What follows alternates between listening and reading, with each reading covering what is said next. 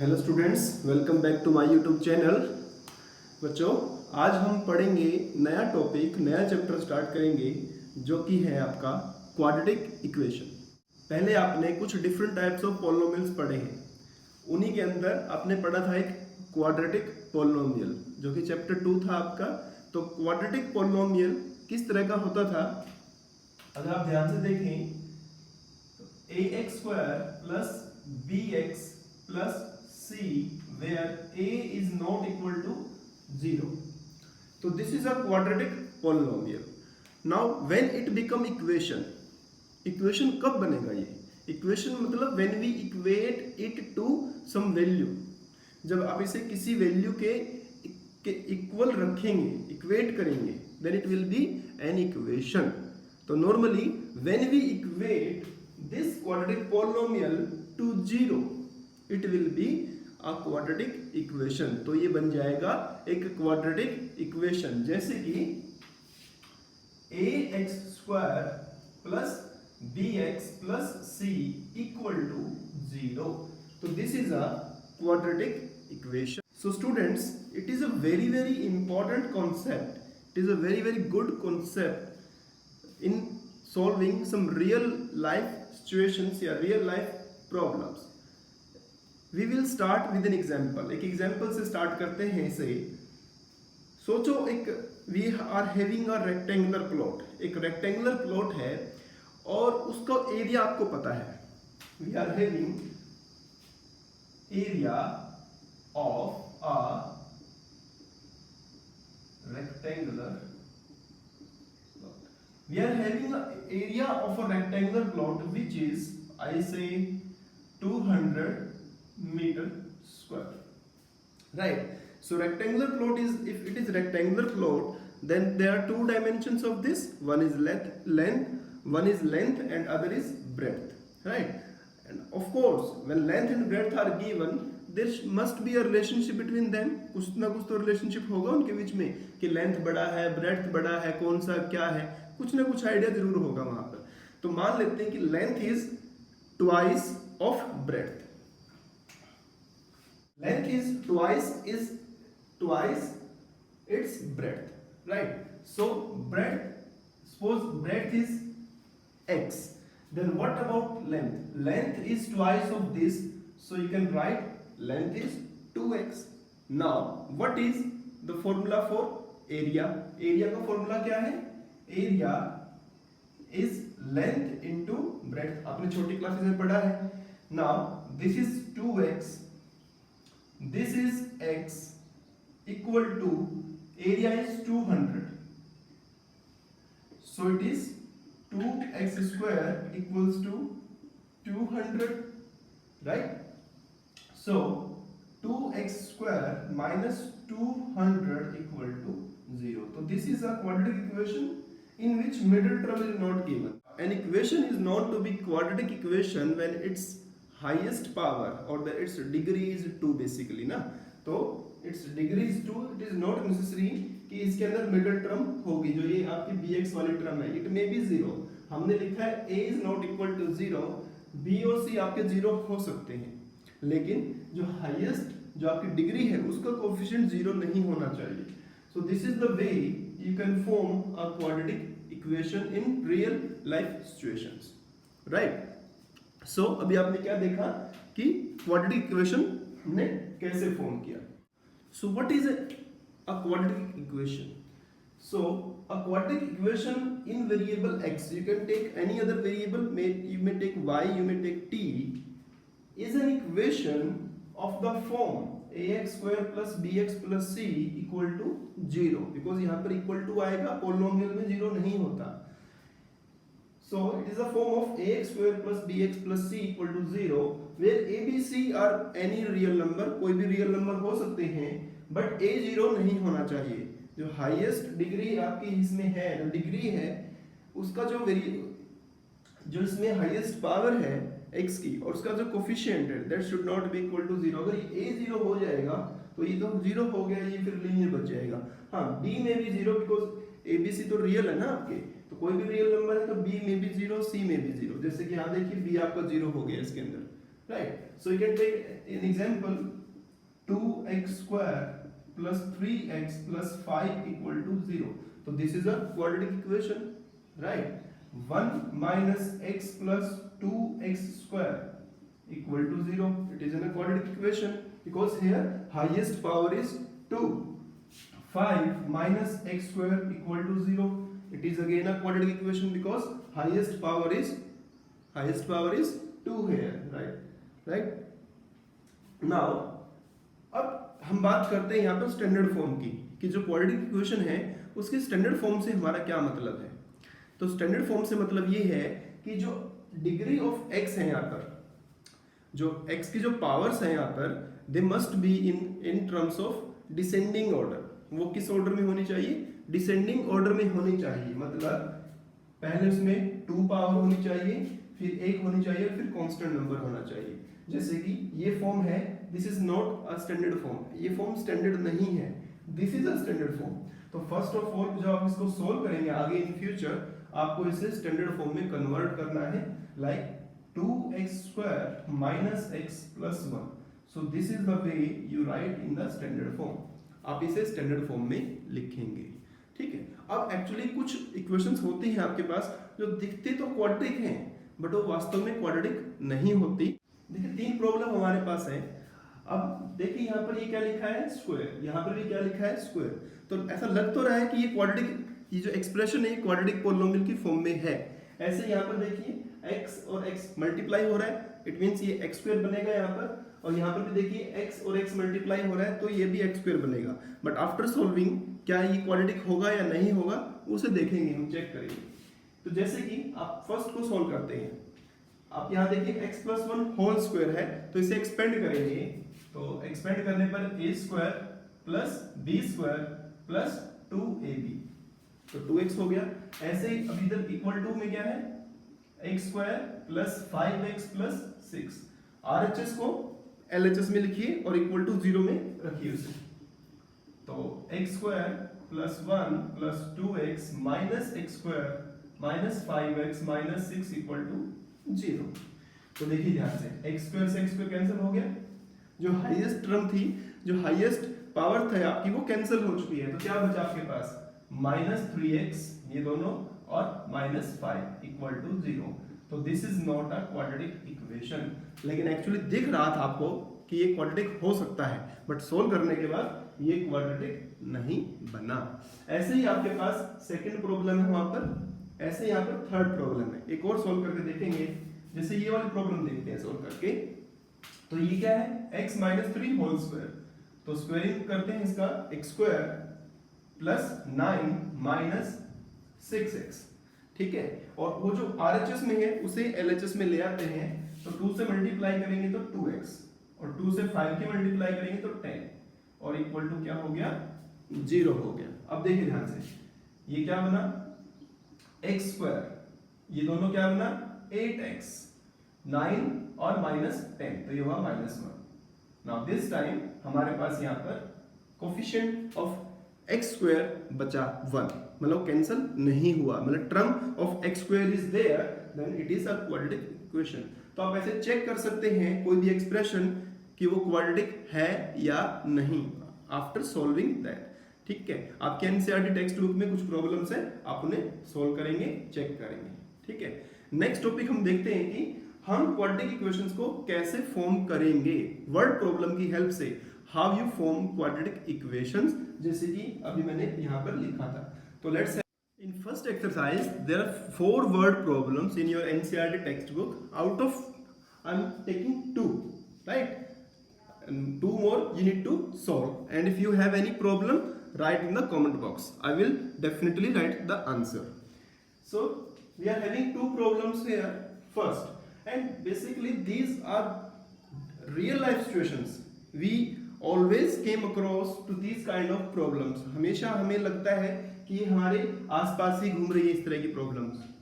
The product of 2 consecutive positive integers, दो consecutive means 1 2 3 continue consecutive positive integers is 306, उनका product 306 है। तो form the quadratic equations and later on we will solve these problems also with the help of some methods. There are several methods to solve these problems. We will discuss later on. So product of two consecutive positive integers. So here we are having two objects which are integers, and what is the relationship between them? क्या relationship है यहाँ पर? दोनों consecutive है, means अगर एक आपका 1 है तो नेक्स्ट 2 है, एक अगर आपका 3 है तो नेक्स्ट 4 है, तो रिलेशनशिप क्या हुआ उनके बीच में? क्या हुआ? 1 का डिफरेंस हुआ. इट मीन्स अगर एक x है तो दूसरा x प्लस 1 होगा.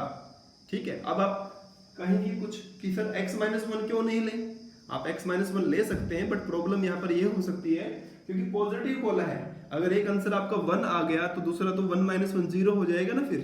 तो दैट्स वाई आप कॉन्सेक्यूटिव मीन्स असेंडिंग ऑर्डर में लेना, उसे डिसेंडिंग में मत लेना. Solution. Let first positive integer be x, right? Then second positive integer is, क्या रिलेशन है बच्चों? एक अगर x है तो दूसरा क्या होगा? x plus 1. उसमें एक आप ऐड कर देंगे तो x प्लस 1 आपका दूसरा हो जाएगा. कॉन्सेक्यूटिव है ना, 12, 13, 14 like this. So what is the relationship? एक ऐड करने से आपका नेक्स्ट नंबर आएगा. ओके, नाउ अगर लिखते हैं यहाँ पर अकॉर्डिंग टू क्वेश्चन, क्योंकि हमें चल रहा तो क्वेश्चन के हिसाब से है ना, अनुसार हमें क्वेश्चन के हिसाब से सोल्व करना है क्वेश्चन. तो according to question it means their product is 6, their product is 306. So product means दोनों की मल्टीप्लाई करनी है. तो एक नंबर x है आपके पास, एक नंबर x प्लस 1 है आपके पास. तो it is 306. Then it is x into x square, x into 1 x equals to 306. Then it is x square plus x minus 306 equal to 0. Right? So this is the quadratic equation. And after, अभी हम क्या करेंगे next? अभी तो मैं सिर्फ आपको सिखा रहा हूं कि how to form. Next video में हम इन्हीं को फर्दर सोल्व भी करेंगे विद डिफरेंट मेथड्स, कि अब वो दो नंबर क्या होंगे आपके. ठीक है. अगर आपको दिमाग लगाना है तो आप लगा सकते हो. हिंट में देता हूं, by splitting the middle term. Quadratic polynomial किया है आपने, आप अपना दिमाग लगा के करना चाहें कर सकते हैं. ठीक है. अगर आपको यहाँ पर इनको नंबर पॉजिटिव इंटीजर्स फाइंड भी करने हैं तो फाइंड करके कमेंट बॉक्स में जरूर आंसर लिखें. Next question.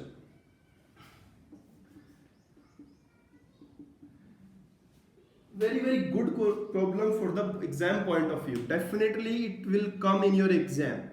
बहुत ही इंपॉर्टेंट क्वेश्चन है बच्चों, ट्रेन वाला. और इस तरह के और भी 4-5 क्वेश्चंस हैं. सो क्वेश्चन है कि अ train travels a distance of 480 kilometres. 480 kilometre की डिस्टेंस उसको ट्रेवल करनी है.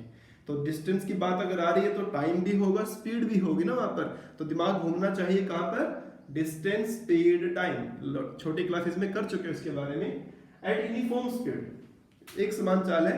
ठीक है. जो कि होती नहीं कभी भी, झटके लगते हैं, ब्रेक लगते हैं, रुकती है ट्रेन. बट ठीक है, उसने उसकी एवरेज स्पीड निकाल ली कि भैया इसकी एवरेज स्पीड ये है. अभी हमने बोला है कि यूनिफॉर्म स्पीड है. If the speed has been 8 kilometre per hour less, अगर speed 8 kilometre per hour less होती, मतलब पहले कुछ स्पीड थी, अब एक सिचुएशन और दे दी कि अगर स्पीड कम हो जाए. अब ट्रेन में जा रहे हो भाई, आपने अंदाजा लगाया पहले से कि हमारी जो ट्रेन की स्पीड है ये नॉर्मल स्पीड है, तो हम अपने घर पे कितनी देर में पहुंच जाएंगे? 480 किलोमीटर जाना है, 60 की स्पीड से जा रही है, मान लो 8 घंटे में पहुंच जाओगे.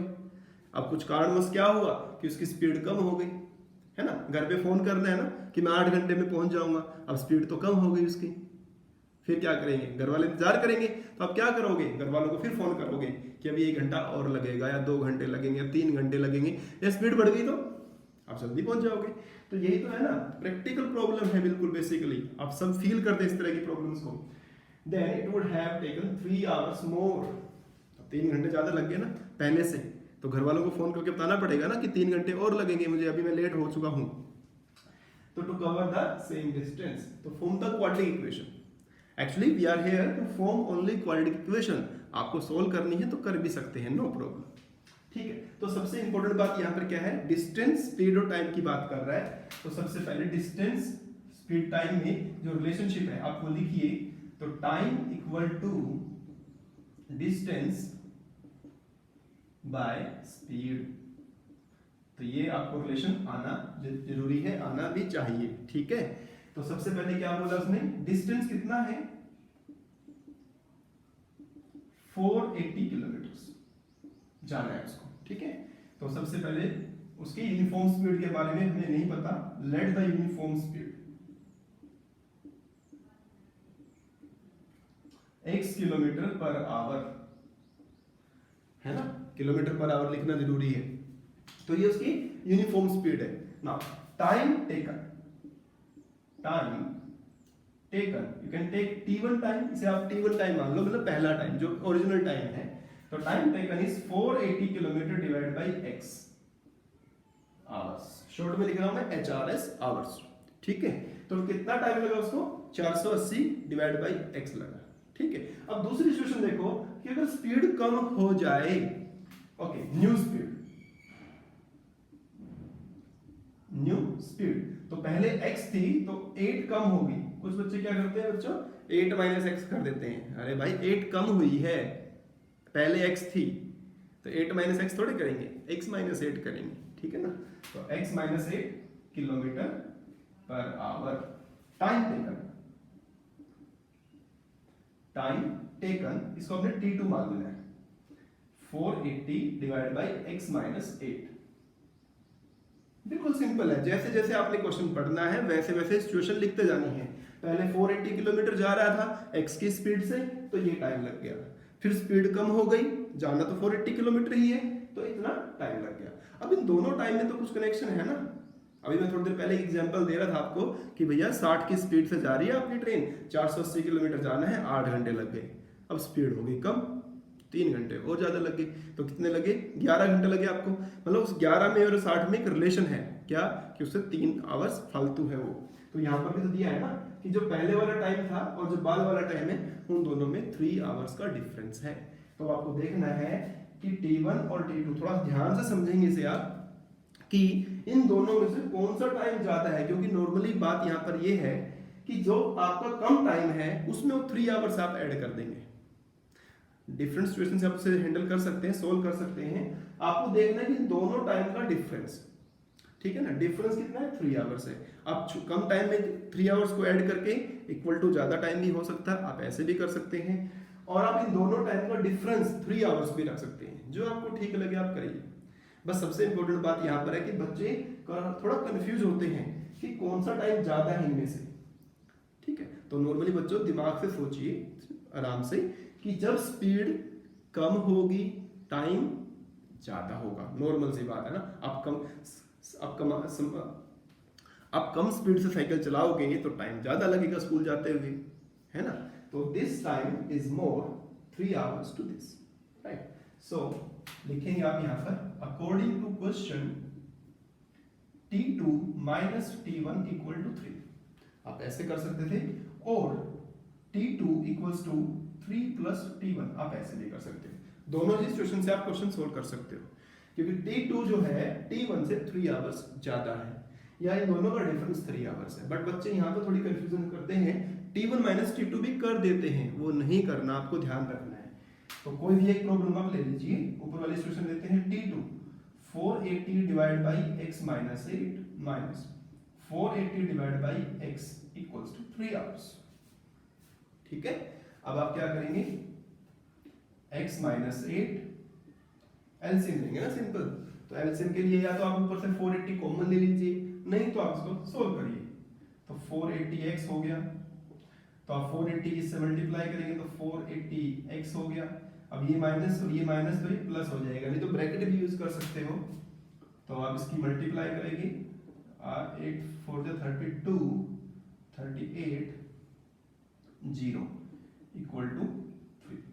ये कैंसिल हुआ, क्या बचा आपके पास, क्रॉस मल्टीप्लाई करते हैं ना, तो 3 into x minus 8 equals to 3840।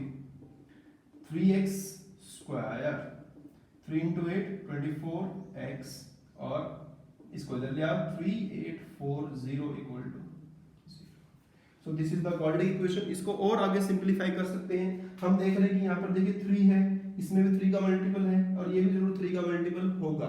तो आप क्या लिखते हैं यहाँ पर, डिवाइडिंग